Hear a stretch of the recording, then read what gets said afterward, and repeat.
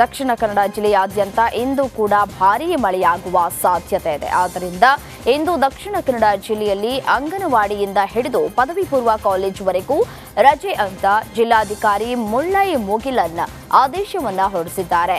ಇದರ ಜೊತೆಗೆ ದಕ್ಷಿಣ ಕನ್ನಡ ಜಿಲ್ಲೆಯಲ್ಲಿ ರೆಡ್ ಅಲರ್ಟ್ ಘೋಷಿಸಲಾಗಿದೆ. ಕೃಷ್ಣನೂರು ಉಡುಪಿ ಜಿಲ್ಲೆಯಲ್ಲಿ ಮಳೆ ರೌದ್ರ ರೂಪ ತಾಳಿದ್ದಾನೆ. ಮಳೆಯ ಆರ್ಭಟಕ್ಕೆ ಜಿಲ್ಲೆಯ ಶಾಲೆ ಹಾಗೂ ಪಿಯುಸಿ ಕಾಲೇಜಿಗೆ ರಜೆ ನೀಡಲಾಗಿದೆ. ಆದರೆ ಪದವಿ ಕಾಲೇಜುಗಳಿಗೆ, ಎಂಜಿನಿಯರಿಂಗ್, ಪಾಲಿಟೆಕ್ನಿಕ್ ಕಾಲೇಜುಗಳಿಗೆ ರಜೆ ಇರುವುದಿಲ್ಲ ಅಂತ ಉಡುಪಿ ಜಿಲ್ಲಾಧಿಕಾರಿ ಡಾಕ್ಟರ್ ವಿದ್ಯಾಕುಮಾರಿ ಹೇಳಿದ್ದಾರೆ. ಮೈಸೂರು ಕೊಡಗಿನಲ್ಲಿ ಮಳೆ ಆರ್ಭಟ ಜೋರಾಗಿದೆ. ಮಳೆ ಹಾನಿ ಪ್ರದೇಶಗಳಿಗೆ ಸಂಸದ ಯದುವೀರ್ ಭೇಟಿಯನ್ನು ನೀಡಿದರು. ಕುಶಾಲನಗರದ ಸಾಯಿ ಬಡಾವಣೆಗೂ ಭೇಟಿ ನೀಡಿದ ಯದುವೀರ್ ಬಡಾವಣೆಯ ನಿವಾಸಿಗಳ ಸಮಸ್ಯೆಯನ್ನ ಆಲಿಸಿದ್ರು. ಅಷ್ಟೇ ಅಲ್ಲದೆ ಪ್ರವಾಹ ಬಗ್ಗೆ ಅಧಿಕಾರಿಗಳಿಂದ ಸಂಸದ ಯದುವೀರ್ ಮಾಹಿತಿಯನ್ನ ಪಡೆದರು. ನಂತರ ಪ್ರವಾಹದ ಬಗ್ಗೆ ಸೂಕ್ತ ಮುಂಜಾಗ್ರತಾ ಕ್ರಮವನ್ನು ಕೈಗೊಳ್ಳುವಂತೆ ಅಧಿಕಾರಿಗಳಿಗೆ ಸೂಚನೆಯನ್ನ ನೀಡಿದ್ದಾರೆ.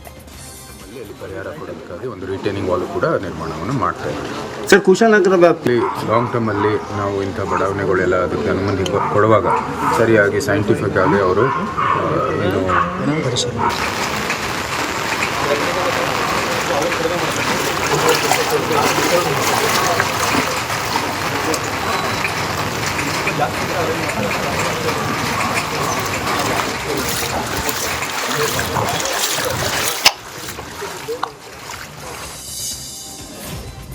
ಗಾಳಿ ಮಳೆಗೆ ರಸ್ತೆ ಮಧ್ಯೆಯೇ ಬೃಹತ್ ಮರ ನೆಲಕ್ಕೆ ಉರುಳಿರುವಂತಹ ಘಟನೆ ಧಾರವಾಡ ಗ್ರಾಮೀಣ ಠಾಣೆ ವ್ಯಾಪ್ತಿಯಲ್ಲಿ ನಡೆದಿದೆ. ಈ ಹಿನ್ನೆಲೆ ಧಾರವಾಡ ಗೋವಾ ರಸ್ತೆಯ ಟೋಲ್ ರಸ್ತೆ ಸಂಚಾರ ಬಂದ್ ಆಗಿದೆ.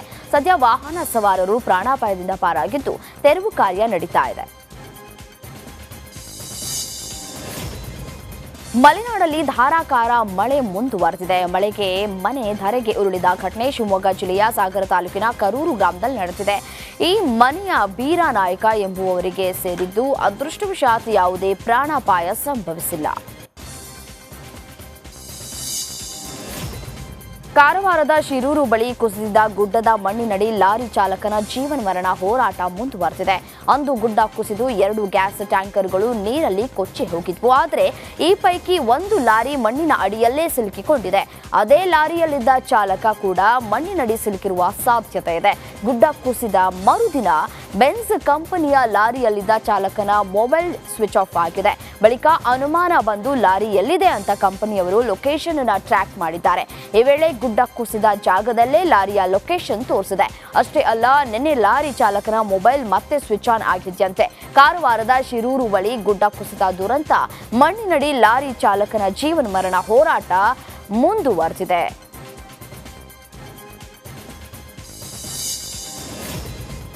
ಮಲೆನಾಡು ಭಾಗದಲ್ಲಿ ನಿರಂತರವಾಗಿ ಸುರಿತಾ ಇರುವ ಭಾರೀ ಮಳೆಗೆ ಶಿವಮೊಗ್ಗ ಏರ್ಪೋರ್ಟ್ ಬಳಿಯ ಕಾಚಿನಕಟ್ಟೆ ತೋಟಗಳಿಗೆ ನೀರು ನುಗ್ಗಿದೆ.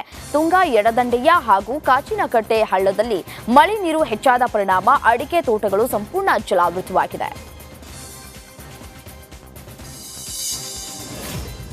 ಗ್ರಾಮ ಲೆಕ್ಕಾಧಿಕಾರಿ ಕಾರಲ್ಲಿ ಅಕ್ರಮವಾಗಿ ಸಾಗಿಸ್ತಾ ಇದ್ದಂತಹ 1,10,00,000 ನಗದನ್ನ ವಶಕ್ಕೆ ಪಡೆಯಲಾಗಿದೆ. ಬೆಳಗಾವಿ ಜಿಲ್ಲೆಯ ರಾಮದುರ್ಗ ತಾಲೂಕಿನ ಹಲಗತ್ತಿ ಗ್ರಾಮದ ಚೆಕ್ಪೋಸ್ಟ್ನಲ್ಲಿ ಈ ಘಟನೆ ನಡೆದಿದ್ದು, ನಿಪ್ಪಾಣಿ ಗ್ರಾಮ ಲೆಕ್ಕಾಧಿಕಾರಿ ವಿಠ್ಠಲ ಶಿವಪ್ಪ ಡವಳೇಶ್ವರ ಎಂಬುವವರ ಕಾರಲ್ಲಿ ಹಣ ಸಾಗಾಟ ಮಾಡಲಾಗ್ತಾ ಇತ್ತು.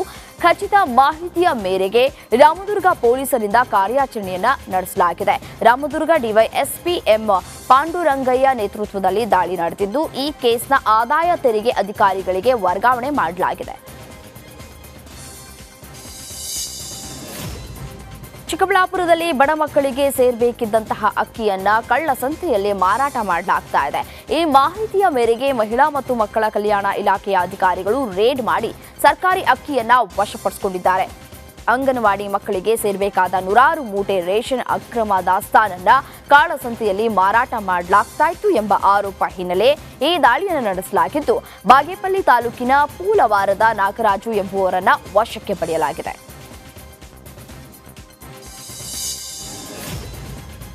ಕಲುಷಿತ ನೀರು ಸೇವಿಸಿ 14 ಜನ ಅಸ್ವಸ್ಥಗೊಂಡಿದ್ದಾರೆ. ಯಾದಗಿರಿ ಜಿಲ್ಲೆಯ ಸುರಪುರ ತಾಲೂಕಿನ ಮೂದನೂರು ಗ್ರಾಮದಲ್ಲಿ ಈ ಘಟನೆ ನಡೆದಿದೆ. ನೀರು ಕುಡಿದ ಬಳಿಕ ವಾಂತಿ ಮಾಡಿಕೊಂಡ 14 ಜನರು ಕೆಂಭಾವಿ ಸಮುದಾಯ ಆರೋಗ್ಯ ಕೇಂದ್ರದಲ್ಲಿ ಚಿಕಿತ್ಸೆಯನ್ನು ಪಡಿತಾ ಇದ್ದಾರೆ. ಇನ್ನು ಆಸ್ಪತ್ರೆಗೆ ಟಿಎಚ್ಒ ಡಾಕ್ಟರ್ ಆರ್.ವಿ. ನಾಯಕ ಭೇಟಿ ನೀಡಿ ಚಿಕಿತ್ಸೆ ಪಡೆಯುತ್ತಾ ಇರುವವರ ಆರೋಗ್ಯವನ್ನು ವಿಚಾರಿಸಿದ್ದಾರೆ. ತುಂಡಾಗಿ ಬಿದ್ದಿದ್ದ ವಿದ್ಯುತ್ ತಂತಿ ತಗುಲಿ ವಿದ್ಯಾರ್ಥಿನಿ ದಾರುಣವಾಗಿ ಸಾವನ್ನಪ್ಪಿದ್ದಾಳೆ. ಮಂಗಳೂರು ಹೊರವಲಯದ ಗುರುಪುರ ಕಲ್ಲಕಲೆಂಬಿ ಈ ಬಳಿ ಘಟನೆ ನಡೆದಿರುವಂತದ್ದು. ಆಶ್ಮಿ ಶೆಟ್ಟಿ ಎಂಬ ವಿದ್ಯಾರ್ಥಿನಿ ಬಲಿಯಾಗಿದ್ದು, ಮೃತ ದುರ್ದೈವಿ ಮಂಗಳೂರಿನ ಖಾಸಗಿ ಕಾಲೇಜು ಒಂದರಲ್ಲಿ ಸಿಎ ವ್ಯಾಸಂಗವನ್ನ ಮಾಡ್ತಾ ಇದ್ಲು.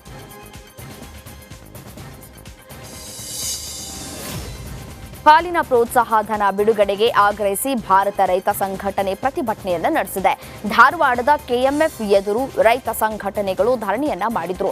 ರೈತರ ಸಂಕಷ್ಟಕ್ಕೆ ಸರ್ಕಾರ ಸ್ಪಂದಿಸ್ತಾ ಇಲ್ಲ ಅಂತ ಆಕ್ರೋಶವನ್ನ ಹೊರಹಾಕಿದ್ದು, ಧಾರವಾಡ, ಗದಗ ಹಾಗೂ ಉತ್ತರ ಕನ್ನಡ ಜಿಲ್ಲೆಗಳ ಹಾಲು ಒಕ್ಕೂಟ 13 ಕೋಟಿ ಬಾಕಿ ಉಳಿಸಿಕೊಂಡ ಹಿನ್ನೆಲೆ ಸರ್ಕಾರದ ವಿರುದ್ಧ ಘೋಷಣೆಯನ್ನ ಕೂಗಿದ್ದಾರೆ.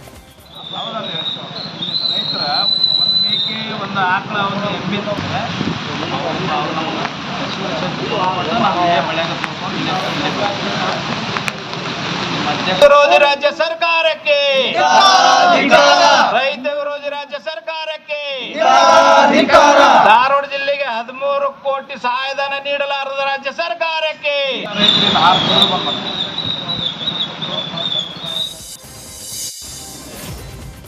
ನಿನ್ನೆ ನಟ ನಿರ್ದೇಶಕ ತರುಣ್ ಸುಧೀರ್ ಜೈಲಿನಲ್ಲಿರೋ ನಟ ದರ್ಶನ್ ರನ್ನ ಭೇಟಿ ಮಾಡಿದ್ದಾರೆ. ತಮ್ಮ ಮದುವೆಗೆ ಬರುವಂತೆ ತರುಣ್ ಸುಧೀರ್ ಇನ್ವಿಟೇಷನ್ ಅನ್ನ ಕೊಟ್ಟಿದ್ದು, ಈ ವೇಳೆ ಮದುವೆಗೆ ಬರಲು ಸಾಧ್ಯವಾಗದ ಬಗ್ಗೆ ದರ್ಶನ್ ಹೇಳಿದ್ದಾರಂತೆ. ಅಲ್ಲದೆ ಮದುವೆ ಡೇಟ್ ಚೇಂಜ್ ಮಾಡೋದು ಬೇಡ ಅಂತಾನೂ ತಿಳಿಸಿದ್ದಾರಂತೆ. ಬೇಲ್ ಸಿಗೋದು ಡೌಟ್ ಅಂತ ಗೊತ್ತಾಗಿರೋ ಕಾರಣ ಫಿಕ್ಸ್ ಆಗಿರೋ ಡೇಟ್ನಲ್ಲಿ ಮದುವೆ ಆಗ್ಲಿ ಅಂತ ಗೆಳೆಯ ಸುಧೀರ್ಗೆ ದಾಸ ಹೇಳಿ ಕಳುಹಿಸಿದ್ದಾರಂತೆ. ಏನಿಲ್ಲ, ಅವ್ರು ಯಾವಾಗಲೂ ನಾನು ಯಾವ ಸ್ಮೈಲಲ್ಲಿ ನೋಡಿ ರಿಯಾಕ್ಟ್ ಮಾಡ್ತಿದ್ರು, ಅದೇ ಒಂದು ಸ್ಮೈಲಲ್ಲೇ ಅದೇ ಹೇಳಿಲ್ಲ. ಅವ್ರಿಗಿಂತ ನಮಗೆ ಒಳಗೆ ವೀಕ್ ಆಗಿದ್ದೀವಿ ನಾವು ಕಂಪ್ಯಾರಿಟಿವ್ಲಿ. ಸರ್ ಏನಿಲ್ಲ, ಬೇಸಿಕ್ಲಿ ಹೇಗಿದ್ದಾರೆ ಅವ್ರ ಹೆಲ್ತು, ಅದ್ರ ಬಗ್ಗೆನೇ ಚರ್ಚೆ ಆಗಿದ್ದು.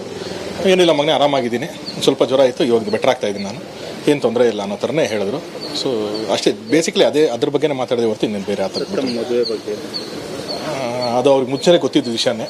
ಸೊ ಅದು ನನ್ನ ಮನಸ್ಸಲ್ಲಿ ತೊಳಲಾಟ ಇತ್ತು. ಅವರು ಯಾವುದೇ ಕಾರಣಕ್ಕೂ ನೀನು ಡೇಟ್ ಚೇಂಜ್ ಮಾಡಬಾರ್ದು, ಏನಿದೆ ನೀನು ಆ ಡೇಟಲ್ಲೇ ಮಾಡ್ಕೋ, ನಾನು ಬರ್ತೀನಿ, ನೀನು ಆರಾಮಾಗಿರು ಅನ್ನೋ ಥರನೇ ಅವ್ರಿಗೊಂದು ನಂಬಿಕೆ ಇದೆ. ಇದೇ ನಾವು ಹೇಳಿದ್ವಲ್ಲ ಸರ್, ನಮಗೆ ಅವ್ರೇನು ತಪ್ಪು ಮಾಡಿಲ್ಲ ಅನ್ನೋದೇ ನಾವು ನಂಬಿಕೆನಲ್ಲೇ ಇದ್ದೀವಿ.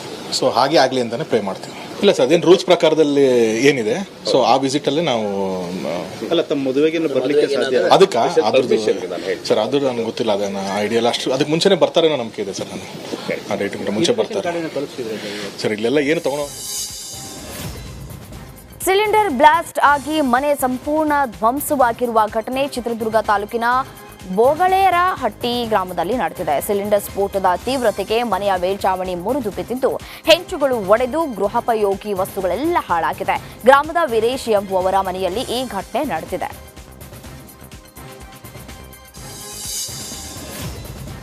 ವಾಲ್ಮೀಕಿ ಹಗರಣ ಮುಡಾ ಅಕ್ರಮ ಆರೋಪ ಪ್ರಸ್ತಾಪಿಸಿ ಬಿಜೆಪಿ ನಾಯಕರು ರಾಜ್ಯ ಸರ್ಕಾರವನ್ನ ಕಟ್ಟಿಹಾಕಲು ಮುಂದಾಗಿದ್ದಾರೆ.